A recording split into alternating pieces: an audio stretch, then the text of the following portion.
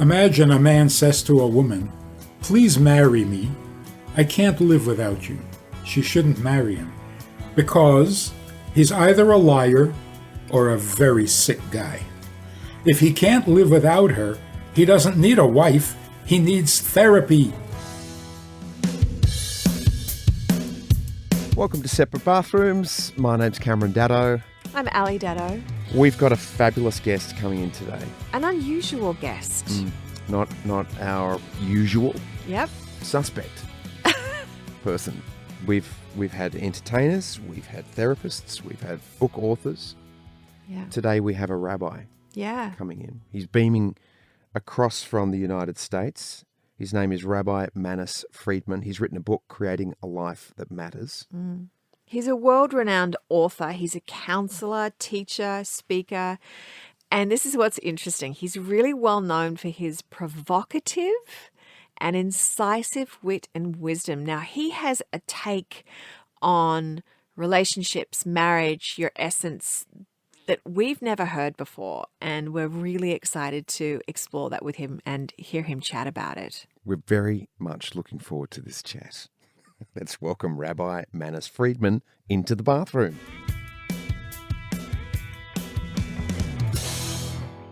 Welcome, Rabbi Manis Friedman, to the bathroom. I'm hoping I can safely say that this is your first interview in a bathroom. Is that what it is? I'll take that as a yes. Yeah, we called our podcast Separate Bathrooms because we've created this podcast because of our relationship and wanting to assist others with relationship as well. And I know that that's something that is incredibly close to your heart. And we sort of came up, someone asked, I think it was Cam, someone asked Cam, what's your first tip about, a happy marriage? And he said separate bathrooms, very tongue in cheek. So you're not, you have your privacy with each other, and hence the name sprung from that moment. But we're really excited to talk to you, Rabbi, because you've spent years with couples, you've spent years talking about parenting, about finding your essence, about finding your purpose, and you've written, or you've co-wrote this book, is that right? Creating a Life That Matters? Yes. Actually, my first book is very reminiscent of your title. The first book was "Doesn't Anyone Blush Anymore?" Yeah, I saw that title. So I love that. Have to have separate bathrooms if you don't want to blush. Well, it's nice to have some mystique, isn't it, Rabbi?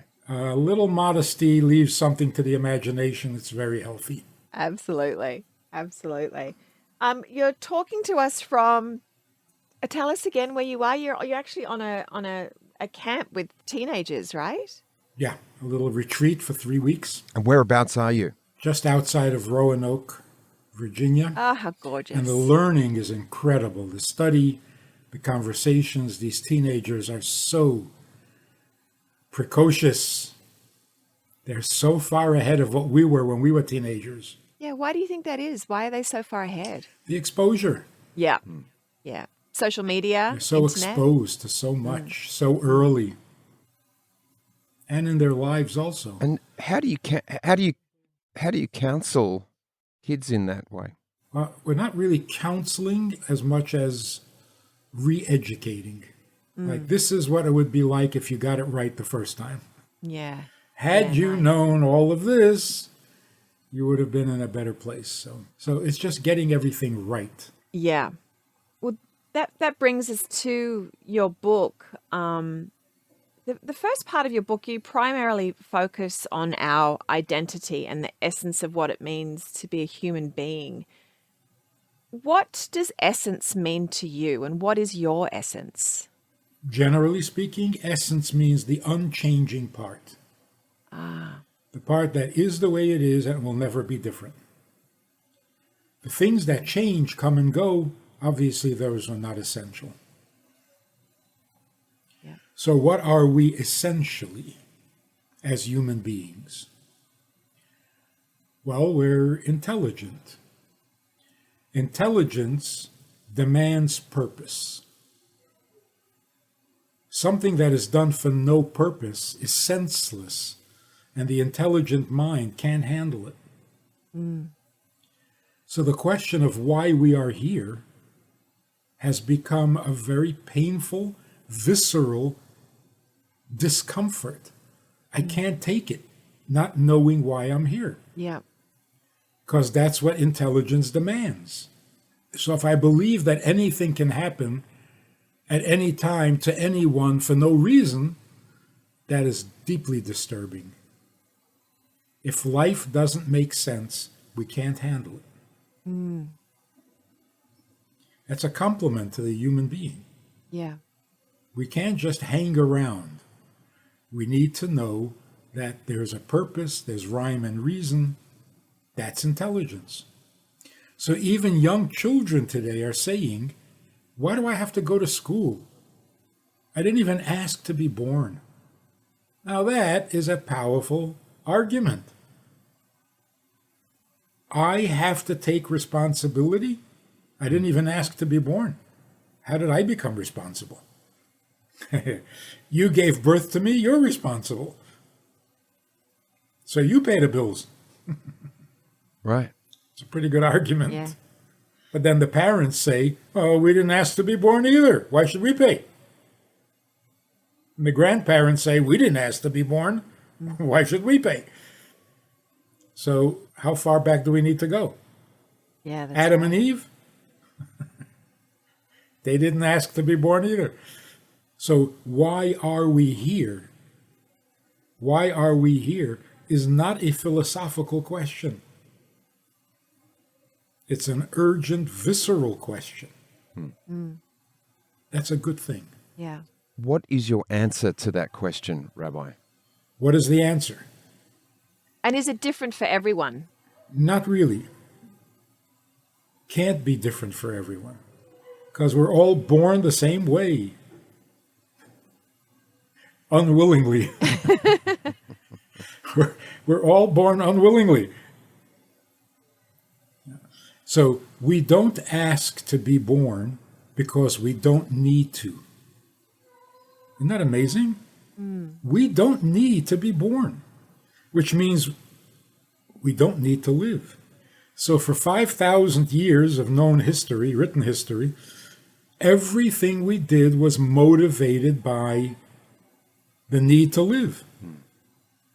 Well, if you don't do this, you're going to die. Okay, we'll do it. Today, 5,000 years later, we're saying, wait a minute. You're telling me to live my life so that I don't die? Does that make any sense? Live so that you can live? It's not making sense.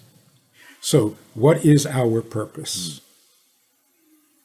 To get right to the punchline, our purpose is to make this world, that is the lowest world with all the ugliness possible, to turn this world into the most beautiful world.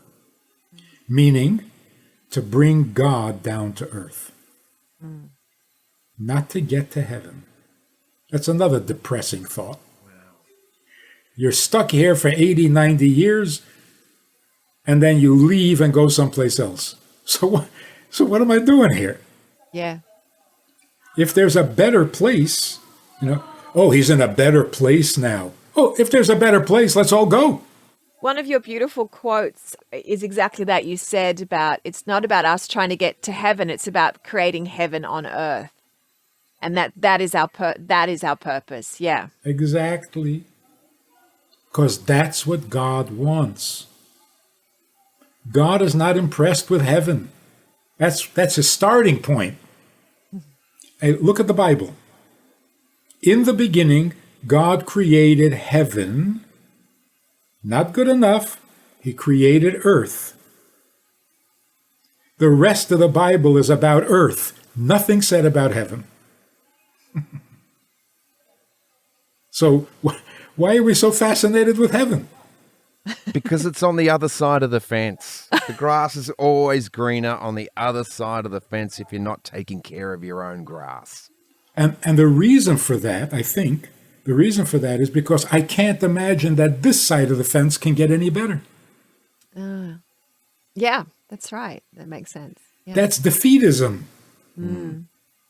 You've given up on this world and you're hoping that there's something better. Well, if you give up on this world, you're not very useful. So going to heaven is not a good idea, primarily because to get there you have to die. And that's never a good idea. Yeah. Yeah.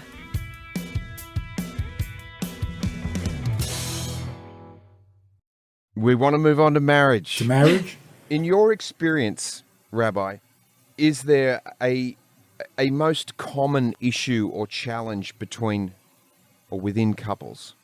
You're not going to hear any conventional answers from me.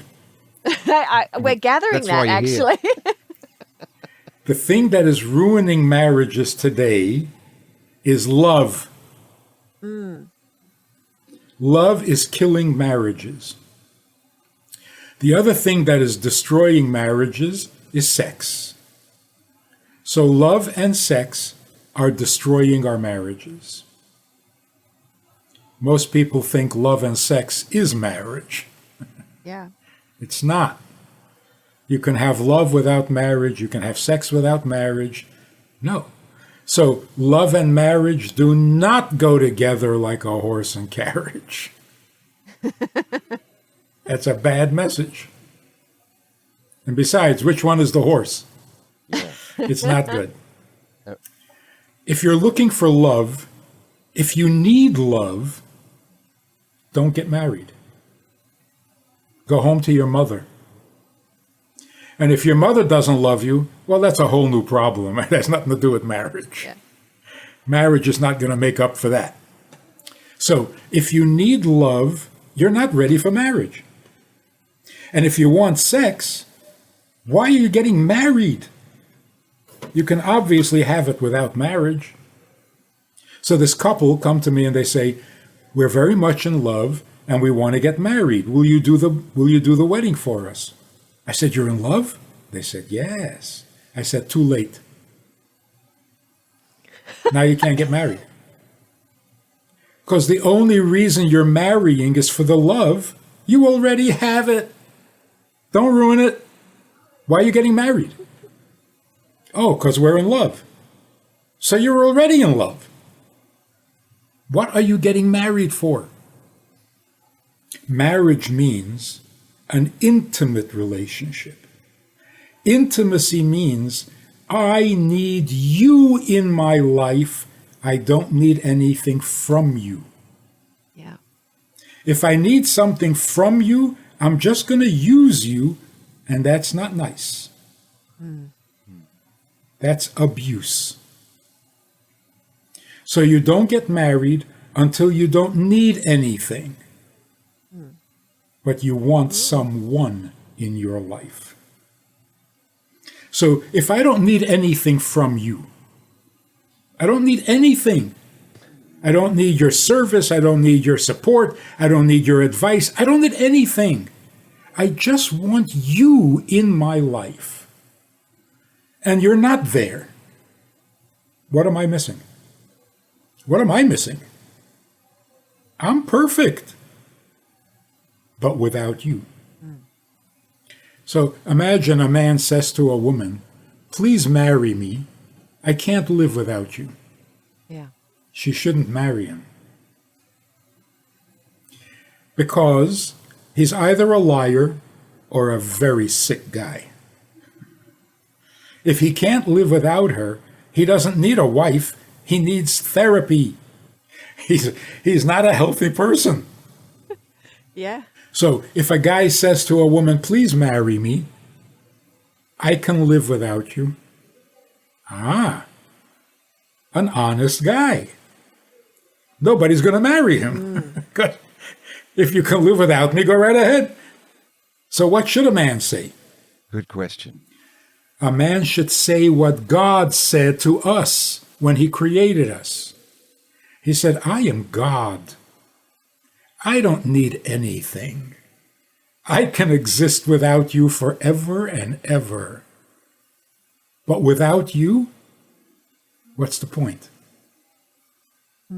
What's the point of my perfection if I'm without you. God is so romantic. I don't know how we missed that. So that's what marriage means. Marriage means I don't need love. I don't need your money. I don't need your looks. I don't need your family.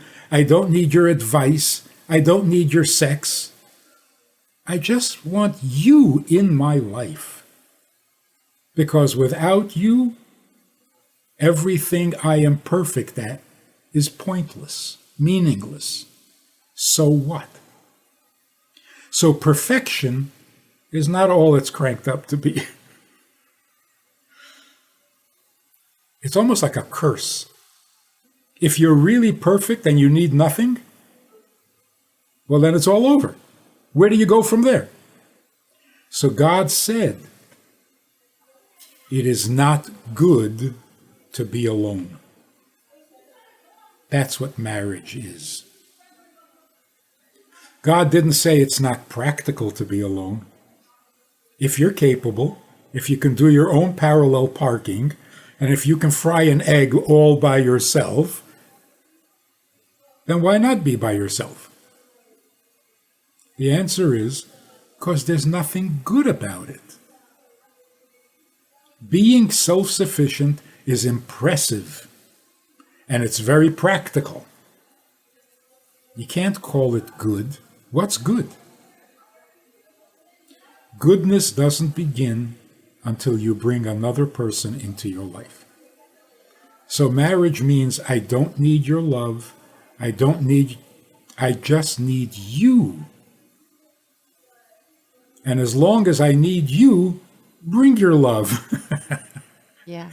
Bring all the good things about you. But it's you that I need, not those things. Yeah. So if a man says, I want to marry you for love, it is so insulting. Because 2 weeks later, after you're married, the wife voices an opinion.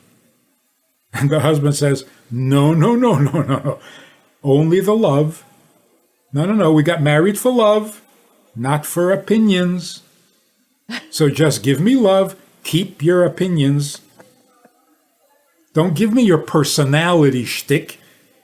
I married you for love. Stick to the love. So my first book, by the way, came out in 1991, I think. Doesn't anyone blush anymore? That was not the title I wanted. But the publisher, Harper San Francisco, would not accept the title that I preferred. The title I preferred was, Shut Up, I Love You. Because most of the problems in marriage comes from the worship of love. I love you. That's why we got married. What's with your mood and your opinion and your needs? Come on, shut up and let me love you, and everybody will be happy. No, we got to do it the way God does it. I need nothing from you because I'm perfect. But perfect means nothing if you're not part of my life. One of your quotes that we loved was, if you're getting married as part of self-improvement, it's not going to work out. And I think that's what you were just saying, I'm a better person when I'm with you, or you'll complete me. And that's been really romanticized in not only movies, but in books. And this is what we've been told to search for, our partner, our other 50%. But I love what you're saying. And I mean, and it's not different to often what other therapists have said in a lot of ways, where it's like, you need to be complete in yourself before you enter into marriage. So, because if you're looking for someone else to complete you, the marriage is not going to survive that. It's going to disappoint. It's going to be abusive. If I marry you to get some gain, it's abusive. You don't use people. So our need to be together is really not a human instinct. It's a divine instinct. And that's what it means we were created in God's image. What do we have that is similar to God? He, being perfect,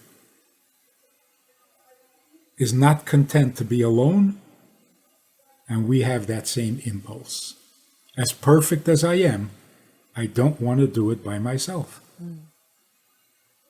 That's divine. So marriage is really a divine arrangement, not a practical one, not a useful one. It's holiness. Marriage is holiness because it's beyond all things. Like if I ask my grandmother, what happens in the bedroom? My grandmother would say, nothing. I say, oh, come on. I'm 48. I think you can tell me now what goes on in the bedroom. Nothing. That's the correct answer. Practical suggestion. A bedroom is a no-thing zone. There is no room or tolerance for anything in a bedroom. It's just two people with each other and nothing between them, nothing separating them. So after a couple have had sex, which is not always intimate, it's quite common for one to ask the other, how was it? How was it? There is no it in a bedroom. There's only us. Don't bring no it into the bedroom. And we know that that's not good, because why did you have to ask? What are you asking? How was it? Weren't you there? Why do you have to ask how it was? Because this did not bring you together. It separated you. And now you're comparing notes. That's the opposite of intimacy. Intimacy bonds you. Sex separates you. Love separates you. Like I say, I love you, and you say, I love you. You just changed the subject. I'm trying to talk about me. I'm trying to express how I feel towards you. And you cut me off. You say, okay, enough about you. Now, I love you. We're not communicating. We're each expressing ourselves as distinct and separate from the other. We're not bonding. We're just comparing notes. Intimacy is the need for someone, not for something about someone. Yeah. That's magical. I just have a simple practical suggestion. A couple should never be intimate with the lights on. Intimacy has to happen in the dark. It's traditional, right? Everywhere in the world, people are intimate at night with the lights off. Like in all the old television shows, like I Love Lucy and The Honeymooners, all those old shows, when they were going to be intimate, they turned the lamp off. The screen went black, and you knew they were being intimate. That's not because of the censors. That's how life was. In reality, people turned the lights off in order to be intimate. And it makes a lot of sense. Intimacy is invisible. You can't see intimacy.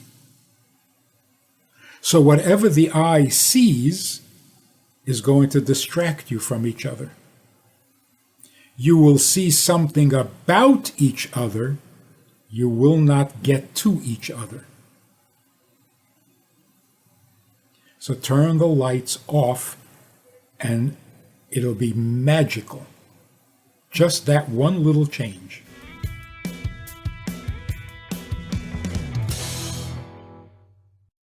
Hey, Rabbi, I love the word intimacy. Intimacy, I learned that it was into me you see. Yeah, not something about me. Can I ask you just one more question about relationship? We haven't even gotten to children, the aspect of children yet, but I just a bit more on the relationship one. You are quoted as saying, with a relationship that's supposed to last the rest of your life, you must be careful with it. Can you define careful for us? The teenage vision. We are so in love, it doesn't matter what we do or how we behave. Love will overcome everything. It's not true. Because if I lose respect for my spouse, it's going to turn ugly. So love is not all you need. Love will not keep us together.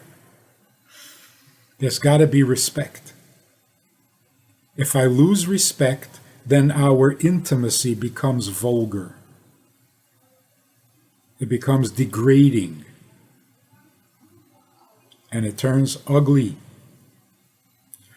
So you can't just, be your worst self because we're in love, so who cares? No, you got to be your best self and keep getting better. Then the marriage can last forever. If you can be in the same bed together night after night and just sleep, you're becoming jaded. You can be side by side in a bed and ignore each other? Your libido is dying. It's not healthy. On the other hand, in the olden days when a king and a queen had separate bedrooms, and when the king wanted to be intimate, he had to come and knock on her door. That is so awesome. It's not like, we're in the bed already anyway, together. All right, fine, let's do it. Let's do it. Yeah. Oh, that is so jaded. And if you're going to be intimate, show a little initiative. Get up and knock on the door. Something. Yeah, you're right. Whoever invented this idea of sleeping in the same bed every night was either very immature, never outgrew, the kindergarten, or was out to kill it. Because it does. It destroys intimacy. Rabbi, we have to leave it there today. Unfortunately, this has been a most profound conversation, and thank you so much for your time. We are so grateful for this information, and you've given us, I will speak for Ali, because I know I can feel her tingling over there. And I'm sure our listeners, some wonderful things to think about. And thank you so much for sharing your wisdom with us today. And we haven't even talked about children yet, so let's do this again. I know. Can we do it again? As many times as you want. Oh, that's so kind. That's so kind. I know that people can watch you on YouTube. I know that you run online workshops as well. Is that right? To get more of your wisdom? It's goodtoknow.org. Right. That's the website. We'll let you get back to your teenagers, those fabulous teenagers, but we're so appreciative of your time. Thank you so much for joining us. It was a pleasure. The rabbi has left the bathroom. He left us with some words that were not recorded. I hope this is a public service announcement. Because keeping relationships together can save a life. Yeah. And that blew my mind. Aside from the fact, listener, that the sound was difficult for us, He was in a campsite somewhere in the wilderness, in the middle of somewhere. America. Yeah. And so there was a lot of dropout. So that's probably why Ali and I didn't speak so much, because we didn't want to interrupt his There was thoughts. a delay. And I hope that you can get something from that. Yeah. Yeah. I I mean, certainly I've never heard relationship or marriage, finding your essence, the idea of God. I mean, I've never heard any of it spoken like that before. So that was all very, very new to me. Had you heard anyone speak like that before? No. Yeah. Well, you know that I've been talking a lot about purpose. Yes, I know. Isn't that Of late, amazing that you yeah. have felt purposeless? Yeah. So the serendipity of this chat has been amazing. I'll let you know, listener, that I of late have just been going, I don't know why I'm here. I'm having one of these moments going, I just don't know what I'm supposed to be doing. I do a lot of different things, acting and music and, mental health work and stuff like that. I'm like, I just don't know why I can't get fixated on why I'm here. And then when he started talking about purpose and what is our purpose, and when he said our purpose is not to get to heaven, but to actually bring God to earth, it kind of galvanized something in me that we need to make this place better. So how do we do that? Yeah. So we look after our relationships. We didn't get to parenting, but we will. We'll go back. We will come back to the rabbi. Yeah, Rabbi is open for multiple chats. So Yeah, maybe we'll get him when he's back in Minnesota where he lives. Better internet connection there, so we can mine him a little deeper for info. Well, because it was profound. He's very generous with his words, with his time, and with his knowledge. So I think he would be open to that, as he said. But some of his other quotes, which we wrote down, is another one was, "Nothing you get from your spouse is as important as your spouse." It's not love that keeps couples together, it's respect. That was a whole different take about love and sex is not part of marriage. Yeah. That's Love and sex destroys marriage. destroys marriage. You hear that and you go, wait, what? What? Yeah, I'm going to need to listen to this. I'm going to need to listen to this chat again. Like when it goes to air, I will actually put it on in my car and have a listen to it. You're a crazy man. I am. And then I'll I've have to take it home and always listen to listened it. I don't, because I'm in it. So I don't. But I think I'll sit down with a notebook and a pen at my desk after I listen to it in the car. Yeah. Look, I think this is going to open up a lot of conversation. So let us know on Instagram once you listen to this one what your thoughts are, and it may rub people the wrong way. It may open your eyes to something. I don't know, but we're really interested to hear what you think. So let us know. You can find me on Ali Daddo. And I'm at Cameron Daddo. The Rabbi's book is Creating a Life That Matters, and you can listen to more of his wisdom at itsgoodtoknow.org. We'll put all this in the show notes as well. Okay. Thanks so much for listening. Yeah, we'll be back with you next week. My brain is exploding. Oh, wow. Rabbi Manis Friedman, what a fella. Thanks, honey. Thank you. Thank you for listening.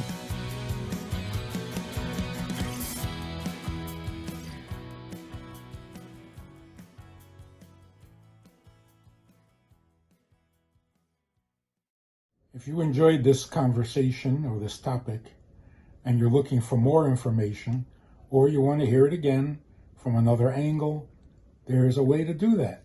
And that is in this book. It's all there.